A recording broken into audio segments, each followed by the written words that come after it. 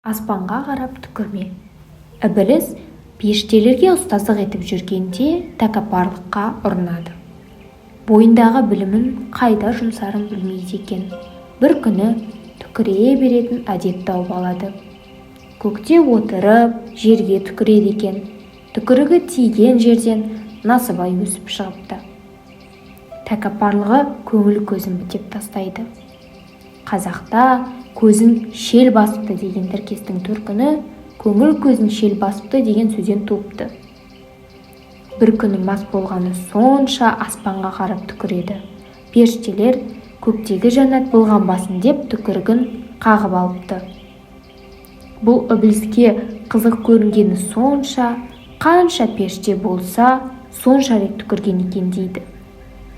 Сол кезде Тәңірі тағаладан аспанға түкірме деген тыйым түседі. Ібіліс сол кезде барып тоқтапты. Ал түкірігі әлі күнге дейін аспанда тұр делінеді. Қиямет қайым келгенде түкірігі басына от болып жауады екен. Содан бастап түкірігі жерге түспей тұр деген тіркес шайтан сипатты, тәкаппар, мансапқой адамдарға қатысты айтылыпты. Мәшһүр Жүсіп Көпейұлы жырлаған бір аңызда ібіліс шарап ішкен екен. Аузына ащы дәм келеді, одан жиіркеніп кетіп түкіріп жібереді. Бірақ түкірігім жәннатты былғайтын болды деп жаны ұшырып, «Я Тәңірім, түкірігімді жерге түсірме» деп жалбарынады. Құдай тілегін қабыл етіп, түкірігін жерге түсірмейді. Аспанда қалқып тұрып қалыпты.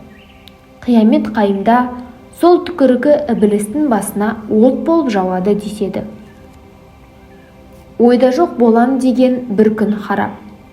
Мас болған ғапілдіктен ішіп шарап.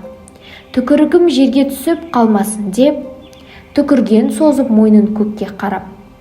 Аз күнде қылып өткен көп арманын, қойған соң Құдай беріп бұ жалғанын.